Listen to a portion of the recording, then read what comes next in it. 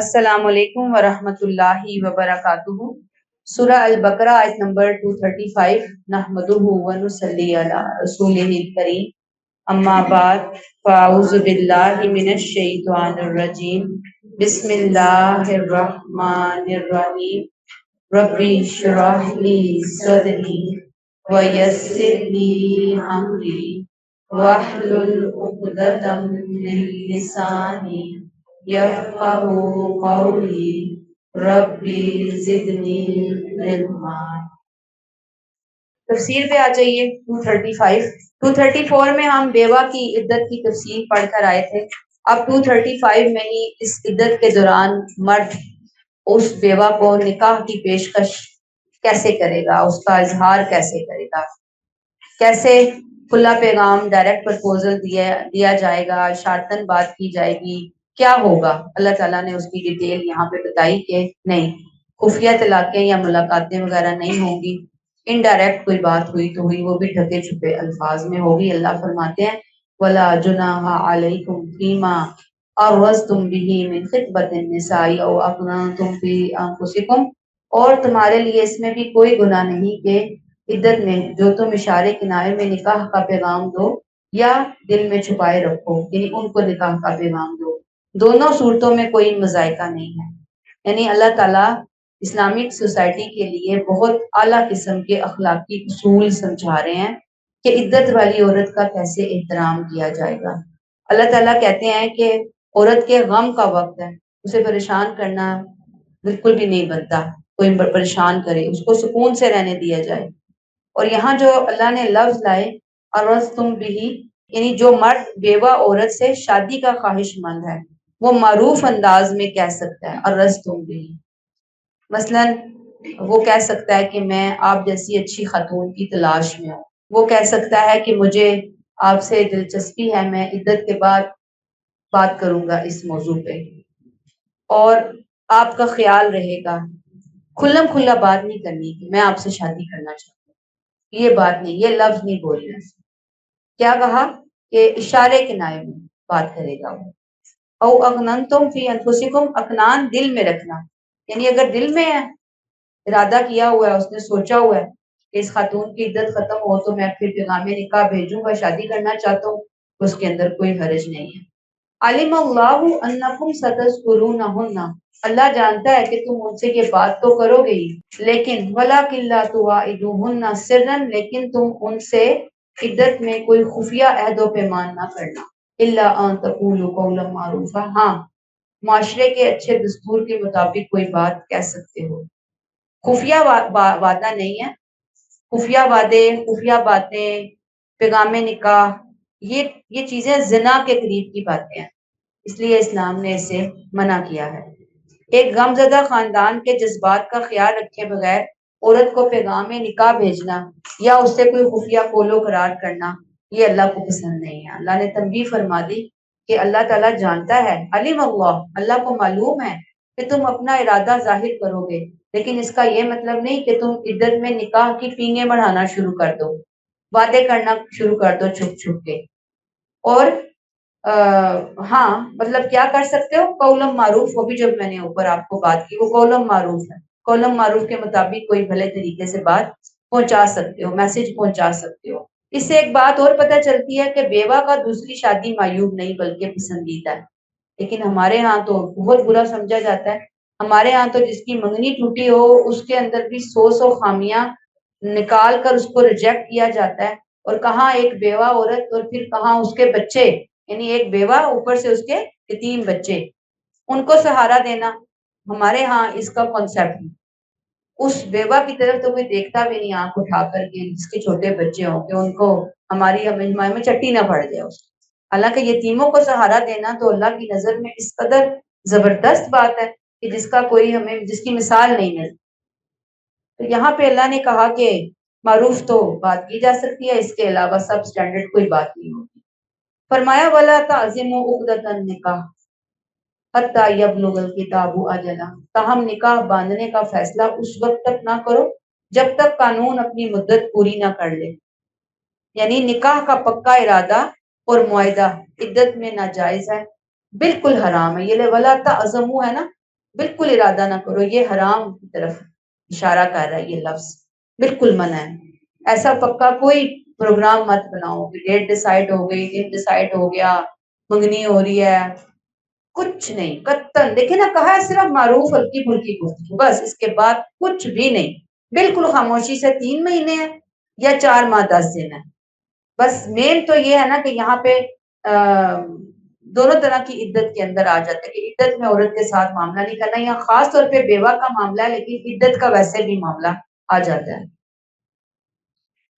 اچھا، وَاعْلَمُوا أَنَّ اللَّهَ يَعْلَمُ مَا فِي أَنفُسِكُمْ فَاحْذَرُوا، خوب سمجھ لو کہ اللہ تمہارے دلوں کا حال جانتا ہے، اس لیے اس سے ڈرو۔ کہ جو تمہارے دلوں میں اللہ جانتا ہے، اس لیے زبان سے شائستہ باتیں ہی نکالو۔ فَاحْذَرُوا، اسی سے ڈرو، یعنی نیتوں کی اصلاح کرو، صرف سامنے سامنے سے نہیں، لوگوں کو دکھانے کے لیے نہیں، بلکہ اندر سے تمہیں اس چیز کا احساس ہو کہ میں اللہ کے سامنے جواب دوں، یہ اللہ نے مجھے منع کیا ہے اس غلط کام سے، اس غلط بات سے، اس غلط عمل سے، لہٰذا میں نے اس کی بات ماننی ہے۔ اب یہ بھی نہیں ہے کہتے ہیں کہ جی پریگنینسی ٹیسٹ کروا لیا جائے عدت کے دوران، اور اگر وہ نیگیٹو آتا ہے تو پھر مرد شادی کر لے، ایسی کوئی کسی قسم کی اجازت ہے؟ وہ ٹائم گزارنا ہی گزارنا ہے عورت نے، ٹھیک ہے نا؟ جیسے کل انہوں نے کہا تھا عائشہ نے کہ بھی اگر ایج ہی گزر گئی ہے، مینوپاز کی ایج ہے، تو پھر بچے کا چانس ہی کوئی نہیں ہے، پھر عدت تو پھر آپ کو 4 ماہ 10 دن، اگر نکاح ثانی کرنا ہے تو گزارنی ہی گزارنی ہے، متعلقہ ہے تو عدت گزارنی ہی گزارنی ہے، ایج کا اس سے پھر تعلق اس طرح سے نہیں ہے کہ جی اب بچہ نہیں ہو رہا، کس چیز کے لیے میں نے آپ کو کہا عدت گزارنی ہے؟ نکاح ثانی کے لیے، اسے ویٹ کرنا ہے۔ وَاعْلَمُوا أَنَّ اللَّهَ غَفُورٌ حَلِيمٌ، خوب جان لو اللہ بخشنے والا اور نرم سلوک کرنے والا ہے۔ یہ تسلی اور امید کا جملہ ہے کہ وہ غفور ہے، کہ اگر تم نے دل میں کوئی غلط نیت رکھی، جانے انجانے میں کوئی شریعت کی حد کو کراس کیا، تم نے غلطی کی، تمہیں احساس ہوا، تم نے توبہ کر لی، تو جان لو اللہ کون ہے؟ غفور ہے، معاف کرنے والا ہے۔ حلیم، اللہ جلدی سزا نہیں دیتا، نرمی اور مہلت کا معاملہ کرتا ہے تاکہ بندہ توبہ کی طرف پلٹ آئے۔ تو دیکھ لیں یہاں پہ ہمیں جو احکامات مل رہے ہیں، کتنے زبردست احکامات مل رہے ہیں، پڑھے بغیر سمجھے بغیر شریعت سے بس کھلواڑ ہو رہا ہوتا ہے معاشرے کے اندر، اور کچھ نہیں ہو رہا ہوتا، آپ کے سامنے ہی ہے جو ہم نے حال حلیہ بنایا ہوتا ہے شریعت کا اور شریعت کے حکموں کا اپنے معاشرے کے اندر۔ تو بات یہ ہے کہ ہم نے یہاں پہ ایک پلیٹ فارم اللہ کے حکم سے کھولا ہے، بس اب آپ لوگوں کی ذمہ داری یہ ہے کہ دعائیں، کہ اللہ تعالیٰ اس پلیٹ فارم سے بہت سارا کام لے، بہت لوگوں تک ہم میسج پہنچائیں۔ آگے آ جائیے آیت نمبر 236، لا جناح علیکم ان طلقتم النساء، تم طلاق دو عورتوں کو معلوم تمسو ہونا، تم نے انہیں ہاتھ نہیں لگایا، او تفریدو لہن فریضہ، یا ان کا مہر مقرر نہیں کیا تو تم پر کوئی گناہ نہیں ہے۔ طلاق کا موضوع، اب متعلقہ کا مہر کیا ہے اس کے بارے میں اللہ بتا رہے ہیں کہ تم پر کوئی گناہ نہیں۔ کیا گناہ نہیں ہے؟ کہ جب بچیوں کی رخصتی سے پہلے طلاق ہوئی، طلاق ہوئی ہے کب؟ رخصتی سے پہلے، یا رخصتی ہو گئی لیکن شوہر نے اس کو معلوم تمسو ہونا، چھوا بھی نہیں ہے اس کو، اور اس کے لیے کیا نہیں مقرر کیا ہوا؟ مہر جو ہے وہ مقرر نہیں کیا ہوا اس کے لیے، اس صورت کے اندر اس کی جب طلاق ہو گئی ہے، گویا مرد نے نکاح کیا بغیر تعلق اور بغیر مہر کے، یہ اصل میں تھا تو ایک ادھورا معاہدہ، اور اگر مرد ایسی عورت کو طلاق دے تو ٹھیک ہے، کوئی گناہ نہیں، آپ نہیں بن سکی، نہیں نبھ سکی، طلاق ہو گئی، ختم ہو گئی، لیکن مرد کرے گا کیا؟ وَمَتِّعُوهُنَّ، اس صورت میں بھی انہیں کچھ سامان زندگی دے کر رخصت کرنا ہے، یعنی اس عورت کو بھی خالی نہیں فارغ کرنا، بلکہ کیا کرنا ہے؟ مَتِّعُوهُنَّ، متاع، کچھ مالی تحائف دینے ہوں گے، تاکہ عورت کی جو دل آزاری ہوئی، ممکن ہے کہ اس نے کافی ٹائم شادی کے لیے اپنا وقت ضائع کیا، اس مرد کا انتظار کیا، اب اس تعلق کو ختم کرتے ہوئے متاع، متعوہن، یہ بہت ضروری ہے، اور یہ مالی تحفہ اور فائدہ تو ہے ہی، بلکہ اخلاقی فدیہ بھی، یعنی اخلاقی فدیہ ہے اصل میں جو مالی چیز دی جا رہی ہے، مالی گفٹ اس کو دیا جا رہا ہے۔ کتنا دینا ہے؟ متعوہن، اللہ نے فرما دیا، کوئی لمیٹڈ یا کوئی لسٹ بنا کے نہیں دے دی، اللہ نے ہر ایک کی جیب کے اوپر اس کو چھوڑ دیا، حیثیت بجٹ کے اوپر چھوڑ دیا، فرمایا علی الموسع قدرہ وعلی المقتر قدرہ، خوشحال آدمی پر اپنی وسعت کے مطابق اور غریب پر اپنی حالت کے مطابق. متع کی مقدار مرد کی مالی حیثیت کے مطابق ہوگی. عورت کی عزت، اس کی آن بان شان کا خیال رکھتے ہوئے متع دیا جائے گا. اب تاریخ میں ہم جب جاتے ہیں تو ہم دیکھتے ہیں کہ مختلف قسم کے متع لوگوں نے دیے. مثلا کسی نے غلام گفٹ کر دیا، کسی نے اونٹ دے دیا، کسی نے 500 درہم دے دیے. جیسے آج کل کوئی کسی کے نام گھر لگا دیتا ہے، کسی کو گاڑی دے دیتا ہے، یا حیثیت نہیں ہے تو کم از کم ایک جوڑا اپنی حیثیت کے مطابق. لیکن ہمارے ہاں تو آپ کو معلوم ہی ہے کہ جو تحفے دیے ہوتے ہیں وہ بھی الزام لگا کے واپس دیے اور لیے جاتے ہیں. متعاون بالمعروف، اچھے دستور کے مطابق یہ فائدہ پہنچانا ہے. یہ تہذیب، یہ تمیز، یہ سلیقہ، یہ انسانیت ہمیں ہمارے دین نے سکھائی ہے. اور یہ انسانیت اس وقت سامنے آتی ہے جب ہمارا کسی سے طلاق کا یہ معاملہ چل رہا ہے. یہ کتنا مشکل معاملہ ہوتا ہے، جذبات کتنے زیادہ انسان کے یعنی کہ ایکسپلائٹ کہہ لیں ہوئے ہوتے ہیں، کتنا مشکل صورت حال ہوتی ہے. طلاق کا موقع ہوتا ہے، دشمنی ایک طرح سے چلنا شروع ہوتی ہے، لیکن وہاں پہ بھی کیا کہا؟ متعاون بالمعروف، اچھے طریقے سے کرنا. ورنہ اچھے کپڑے پہن کے لوگوں سے ہنس کر گفتگو کرنا یہ کوئی انسانیت نہیں ہے. انسانیت کا موقع یہ ہے، اس طرح کے کاموں کے اوپر انسانیت جو ہے وہ نظر آتی ہے کہ انسان کتنا انسان ہے، کتنا مسلمان ہے، کتنے پرسنٹ مسلمان ہے. اللہ نے ساتھ ہی کہہ دیا یہ جو سارے کام کریں گے نا، حقا علی المحسنین، بہترین رویہ اختیار کرنے والوں پر یہ حق ہے، یہ احسان کا رویہ اختیار کرنا.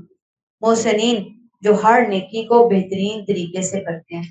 کسی کی زندگی میں آ گیا مجبورن ہی آتا ہے، خوشی سے تو نہیں آتا نا. تو یہاں رویہ کیا ہوگا؟ اعلی اخلاق، بہترین اخلاق.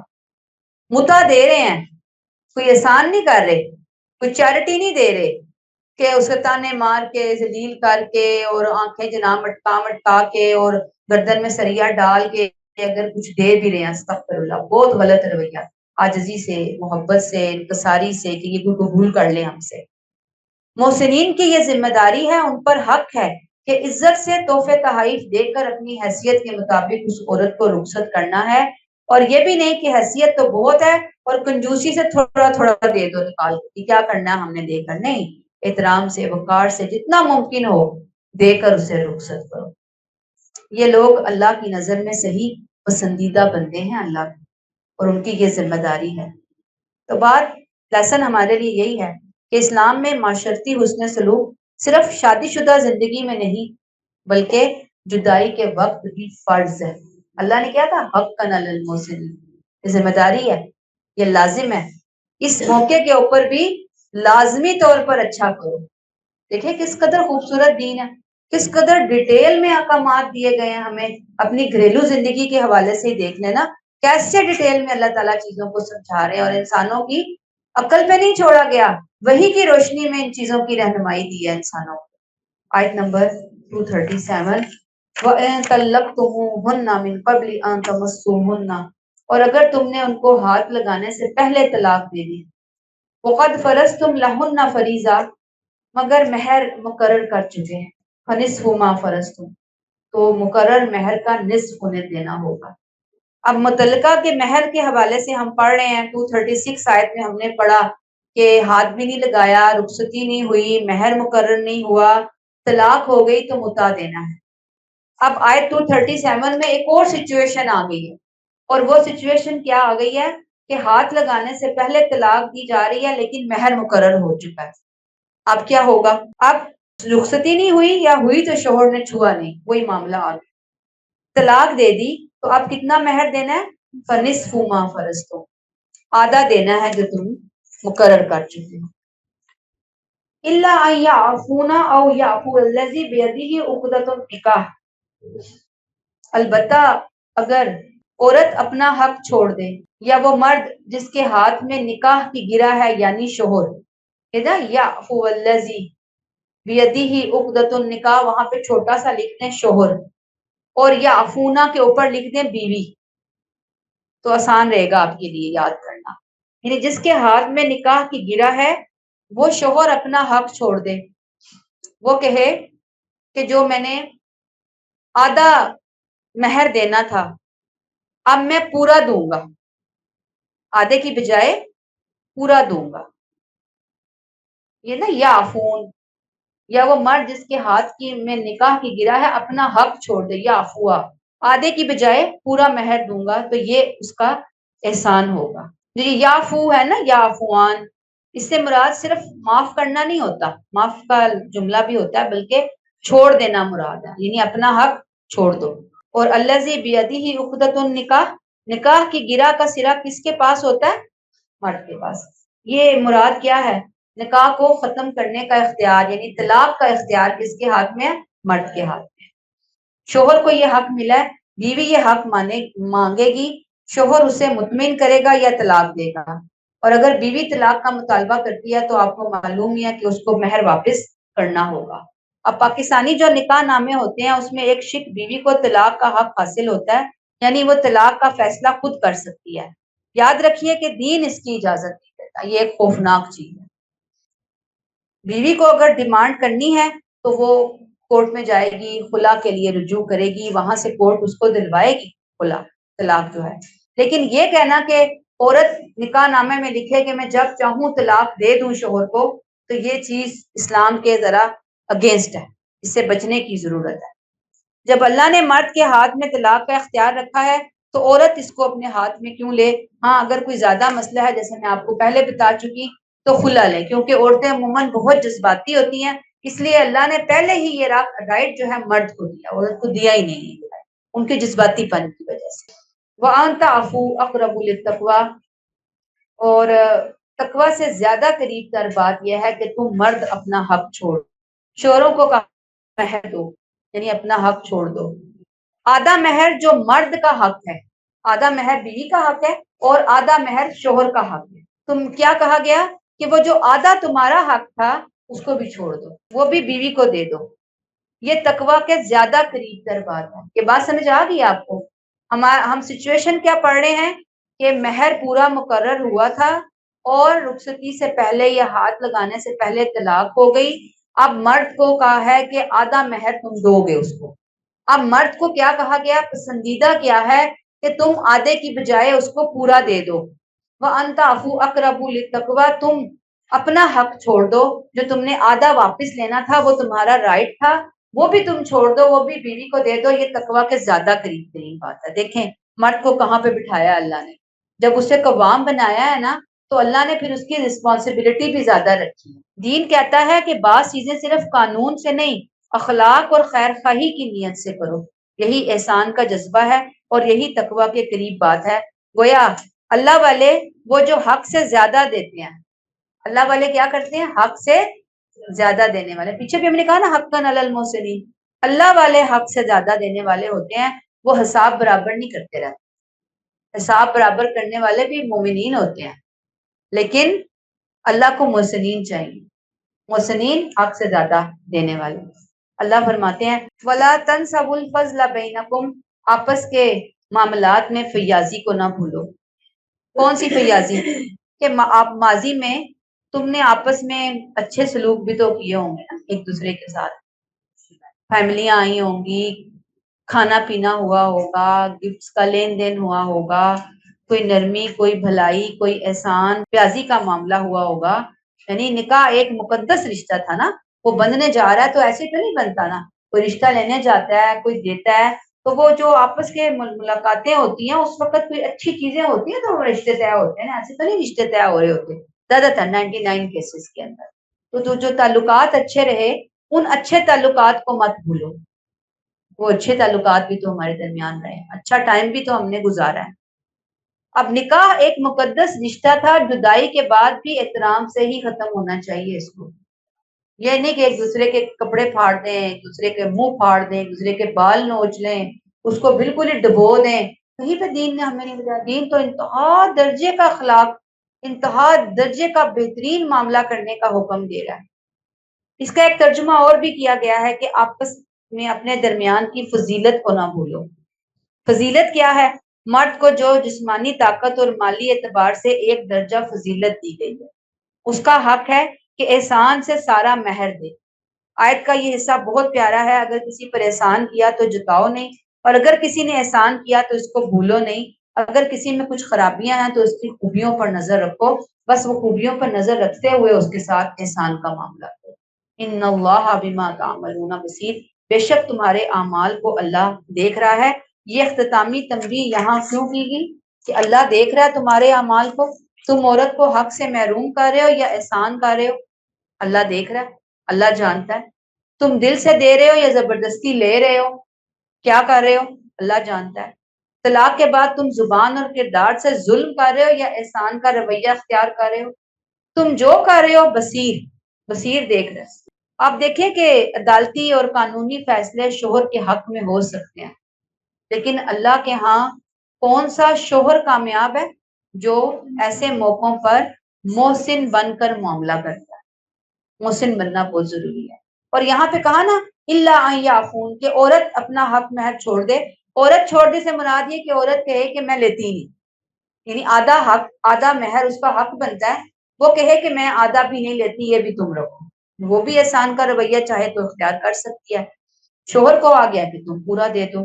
اب یہاں سے جو چیز ہے ایک اور سمجھنی ہے کہ مہر کی ادائیگی نماز کی طرح فریضہ قرار دیا گیا ہے۔ یہ دیکھیں نا، کہا وقد فرضتم لہن فریضہ، یعنی فریضہ، مہر کو کیا قرار دیا؟ فریضہ، ادا کرنا ضروری ہے، اور ہم تو اپنے اصل دین سے بہت ہی زیادہ دور ہیں۔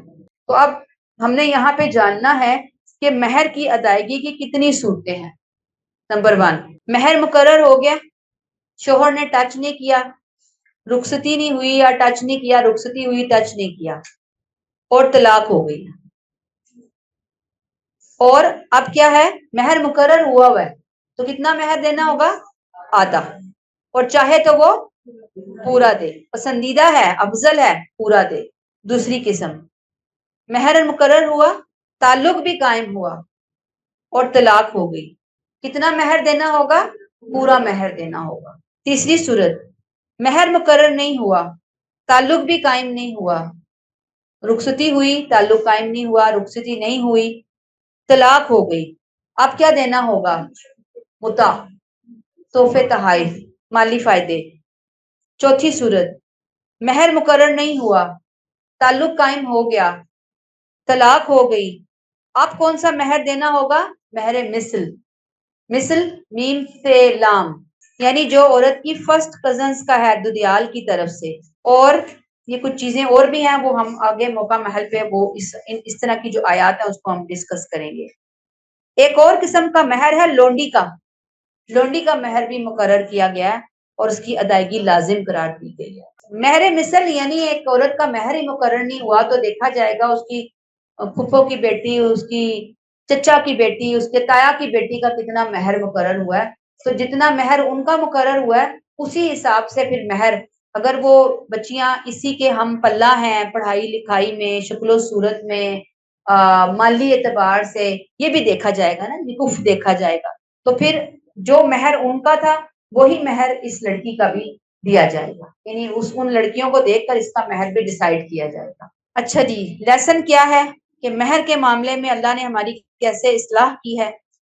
مرد کہتے ہیں کہ جب مہر مقرر کرتے ہیں کس نے دینا تو کس نے لینا، پہلے نیت ہی نہیں ہوتی، مہر باندھ لیتے ہیں اور پھر ذہن میں ہوتا ہے کہ کبھی طلاق ہوئی تو دے دیں گے، تو بعض دفعہ تو لوگ طلاق کے موقع پر بھی نہیں دیتے۔ اصل میں مہر نکاح کے وقت ادا کرنا ہوتا ہے، یاد رکھیے یہ ضروری ہے۔ اور بڑے بڑے مہر لکھے جاتے ہیں، دیکھنا ہے کہ مہر اپنی حیثیت کے مطابق انسان لکھے، ایسے بڑی بڑی ڈینگیں نہ مارے۔ تو لڑکی والوں کو بھی چاہیے کہ وہ بھی لڑکے کو، یعنی کہ اس کو دیکھیں نا، اس کی حیثیت دیکھیں، اس کی اوقات دیکھیں، اس حساب سے مہر کی ڈیمانڈ کریں، یعنی بہت زیادہ ڈیمانڈ کرنا جبکہ حیثیت نہیں، اگر حیثیت ہے تو ضرور کی جائے، حیثیت نہیں ہے تو پھر ڈیمانڈ بھی اتنی زیادہ پسندیدہ نہیں۔ اور اگر مہر مقرر ہو گیا تو پھر اب مہر کی ادائیگی بہت ضروری ہے، نکاح کے موقع پر ہی اس کی ادائیگی ہے، اسی وقت مقرر ہوگا۔ اور اس میں آپ دیکھیں نا، ہمارے ہاں ایک اور سہولت بھی ہے، اگر چاہیں کہ جیسے اگر آپ کوئی جویلری وغیرہ ڈال رہے ہیں، کوئی ایک تولہ، 2 تولہ، 3 تولہ، وہی لکھ دیں مہر میں کہ یہ مہر ہے، اور یہ پھر اس کو دے دیا جائے، یہ آپ کا ہے۔ بعض لوگ اس طرح کرتے ہیں کہ کوئی 5-6 تولہ، اب تو خیر 5-6 تولہ کے 1 تولہ کے بھی شاید کوئی نہیں سوچ رکھ سکتا، اتنی مہنگائی اور اتنا مہنگا چلا گیا زیور، تو اب جنہوں نے پیچھے سنبھال کے رکھا ہوگا وہ دے دیں گے اپنے بچوں کو، نئے بنانے والے تو بہت سوچ سمجھ کے بنائیں گے۔ اور ویسے بھی یہ اتنی کوئی ضروری چیزیں نہیں ہیں شادی بیاہ کے رشتے میں، اصل تو بچے اور بچی کا آپس میں خوش رہنا بہت زیادہ ضروری ہے۔ تو اگر کسی نے مقرر کیا ہے تو وہ کیش کی صورت میں نہیں دے سکتا، تو جولری کی شکل میں دے سکتا ہے۔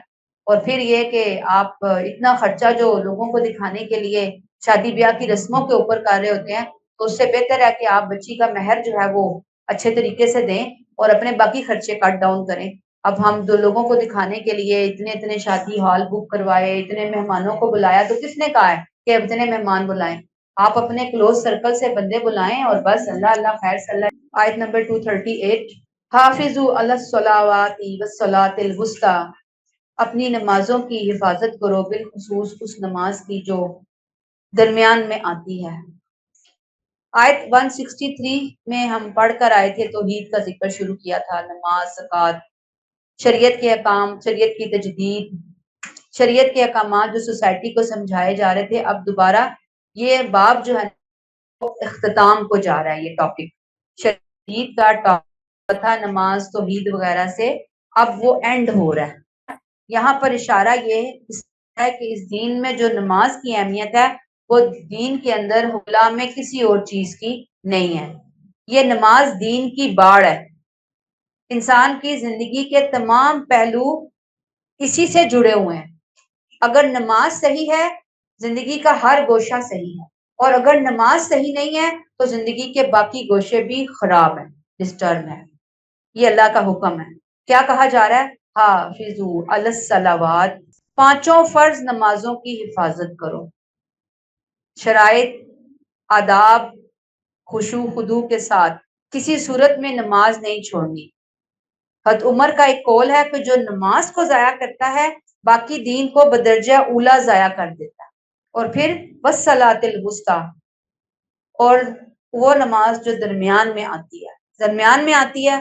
درمیان کی نماز آپ صلی اللہ علیہ وسلم کے زمانے میں عصر کی نماز کے لیے مشہور تھی، کیونکہ یہ وقت بہت مصروفیت کا ہوتا تھا۔ آپ صلی اللہ علیہ وسلم نے عصر کی نماز کو صلاۃ الوسطی قرار دیا۔ اس کی اہمیت کے حوالے سے بھی بہت سی احادیث ہیں۔ آپ صلی اللہ علیہ وسلم نے فرمایا، دھیان سے سنیے اور ذرا سا غور کیجیے اپنے بچوں کی نمازوں کے حوالے سے۔ ہم تو شاید کوئی پڑھ ہی لیتے ہوں، ہمارے بچے کیا کر رہے ہیں، ہمارے ارد گرد لوگ کیا کر رہے ہیں، ہمارے بہن بھائی کیا کر رہے ہیں، آگے ان کے بچے کیا کر رہے ہیں، آگے ہمارے پڑوسیوں کے بچے کیا کر رہے ہیں، ہمارے ماحول میں کیا ہو رہا ہے۔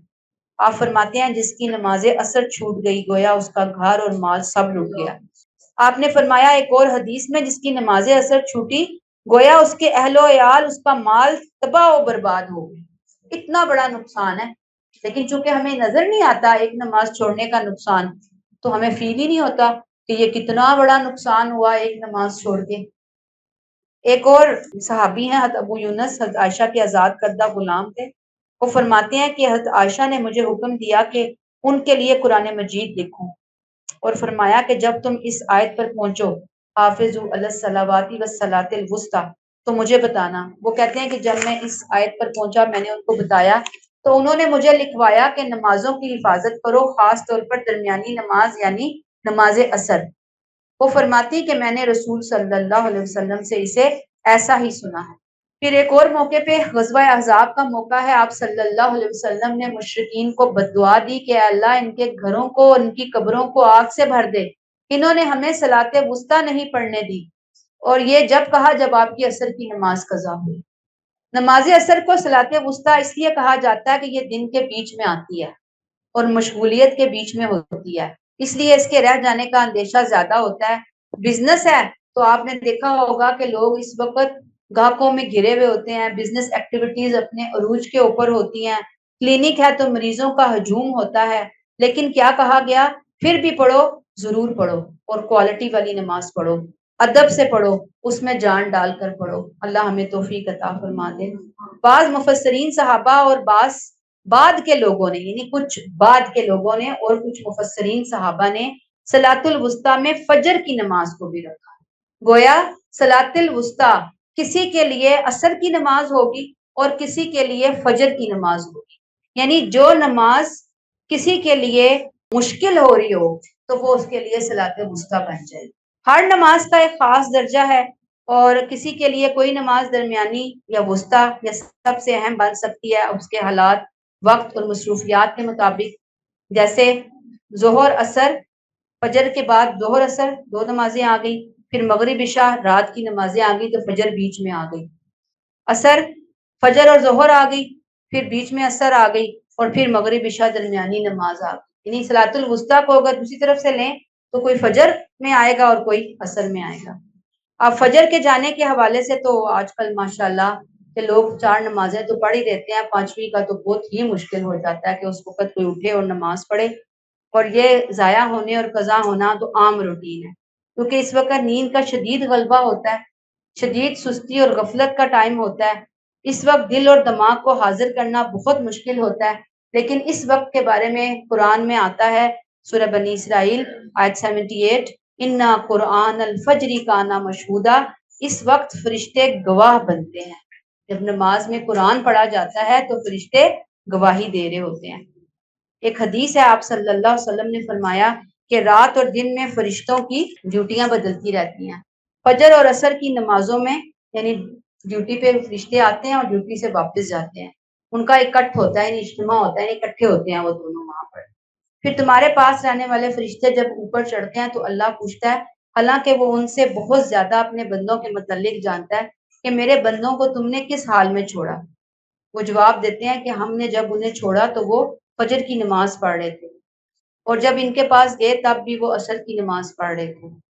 اسی لیے آپ صلی اللہ علیہ وسلم فجر کی نماز میں لمبی صورتیں تلاوت فرمایا کرتے تھے، سورہ السجدہ، سورہ الدہر، طوال مفصل، سورہ کاف سے سورہ بروج تک، یہ آپ کی روٹین ہوتی تھی، یعنی اس طرح کی بڑی بڑی صورتیں آپ اٹھایا کرتے تھے۔ پھر ایک اور حدیث ہے، صحابہ فرماتے ہیں کہ ہم نبی کی خدمت میں حاضر تھے، آپ نے چاند کی طرف نظر اٹھائی جو 14ویں رات کا تھا، پھر فرمایا کہ تم لوگ بے ٹوک اپنے رب کو اسی طرح دیکھو گے جیسے اس چاند کو دیکھ رہے ہو، یعنی جیسے چاند کو دیکھنے میں کوئی رکاوٹ نہیں، ہم میں سے ہر بندہ اپنے اپنے گھروں سے آرام سے چاند کو دیکھ لیتا ہے، ایسے تم اپنے رب کو دیکھو گے۔ اس لیے اگر تم سے سورج کے طلوع اور غروب سے پہلے کی نمازوں کے پڑھنے میں کوتاہی نہ ہو سکے تو ایسا ضرور کیا کرو۔ یعنی اگر اپنے رب کا دیدار چاہیے تو فجر اور عصر کی نمازوں کو لازمی پڑھو۔ اب آپ سوچیں کتنی اہم بات پتہ چلی یہاں پر، فجر اور عصر کا جانا، اس جملے کو کہیں دلوں پہ لکھ لیں، اپنے لیے تو لکھیں ہی لکھیں، بچوں کے لیے لکھیں، گویا رب کے دیدار سے خود کو محروم کرنا ہے، عام بات نہیں ہے، چھوٹی بات نہیں۔ اللہ ہمیں توفیق دے کہ ایک تو نمازیں پڑھیں ہم ٹائم پہ، دوسرا یہ کہ تسلی والی نمازیں اللہ ہم سے پڑھوائیں، اور تیسری بات یہ کہ ہم اپنے بچوں اور اپنے ارد گرد کے لوگوں تک بھی ایک میسج پہنچا سکیں کہ رب کا دیدار نہیں چاہیے، جنت چاہیے تو وہ بھی ایک نعمت ہے، رب کا دیدار اس سے بھی بڑی نعمت ہے۔ اب باقیوں کو تو ہم فورس ہی نہیں کر سکتے، بس توجہ دلا سکتے ہیں، پیار محبت سے توجہ دلائیں لوگوں کو، اللہ توفیق عطا فرمائے۔ فرمایا وقوموا للہ قانتین، اور نماز کے وقت اللہ کے حضور میں نہایت ادب کے ساتھ کھڑے ہو جاؤ۔ جب تمہارے لیے اپنی مصروفیت سے وقت نکالنا آسان نہیں ہوتا، اس وقت سب کچھ چھوڑ چھاڑ کر آؤ اور اللہ کے حضور ادب سے اور اطمینان سے کھڑے ہو جاؤ۔ اللہ یہ کہہ رہے ہیں یہاں پر، قانتین، دل اور بدن دونوں طرف سے اللہ کی طرف مکمل جھکاؤ، جیسے بڑوں کے سامنے ادب سے کھڑے ہوتے ہیں، اللہ کے سامنے ادب سے کھڑے ہو جاؤ۔ یہ عاجزی کے لیے لفظ آیا ہے، قانتین، خشوع خضوع، توجہ سے عبادت میں کھڑے ہونا، پوسچر میں احترام ہونا، نگاہیں جھکی ہوئی ہونا، قانتین کی تفسیر ہے، قانتین کی ڈیفینیشن ہے۔ حدیث ہے، صحابہ فرماتے ہیں ہم نبی کے زمانے میں نماز پڑھنے میں باتیں کر لیا کرتے تھے، کوئی بھی اپنے قریب کے نمازی سے اپنی ضرورت بیان کر دیتا، پھر یہ آیت اتری وقوموا للہ قانتین، اور ہمیں نماز میں خاموش رہنے کا حکم ہوا، یہ باتیں نہیں کرنی، خاموشی سے، عاجزی سے، خشوع و خضوع سے، احترام سے، نگاہوں کو جھکا کر ادب سے نماز پڑھنے کے لیے کھڑے ہونا ہے۔ اللہ ہم سے ایسی نمازیں پڑھوا دیں کہ جو وقوموا للہ قانتین کی ڈیفینیشن پر پوری اترنے والی نمازیں ہوں۔ اللہ بہترین نمازوں کی توفیق عطا فرما دے۔ اب نماز کے آداب کی مکمل وضاحت آہستہ آہستہ سکھائی گئی۔ صحابہ کو اس حکم کے بعد نماز میں خاموشی آئی، پھر ادب، پھر توجہ نماز کا حصہ بن گیا۔ اب لیسن کیا ہے ہمارے لیے کہ ہم ایسے اللہ کے حضور کھڑے ہوں کہ جیسے کوئی بادشاہ کے دربار میں کھڑا ہوتا ہے۔ اللہ ہمیں توفیق دے دے، ہمارا دل، ہماری آنکھیں، ہمارا جسم، ہماری زبان سب اللہ کی عظمت کے سامنے جھکے ہوں، اور کوشش کریں کہ نماز قضا نہ ہو، اور اگر فجر رہ جاتی ہے تو جیسے ہی آنکھ کھلتی ہے اٹھ کر پہلے نماز فجر ادا کیجیے، اس کے بعد باقی کام۔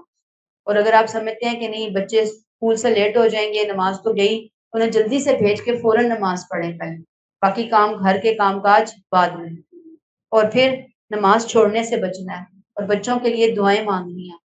اور اگر بچپن سے ان کو نہیں نمازوں کی طرف لائے تو اب اگر دھیان آیا تو پھر بھی بڑی حکمت اور بڑی ہمدردی اور بڑی محبت اور بڑے پیار اور بڑی دعاؤں کے ساتھ ان کو لے کر آئیں۔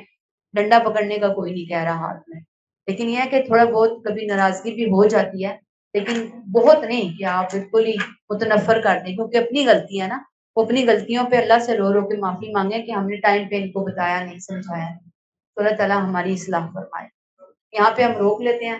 سبحانک اللہم و بحمدک، نشہد ان لا الہ الا انت، نستغفرک و نتوب الیک۔ السلام علیکم ورحمۃ اللہ وبرکاتہ۔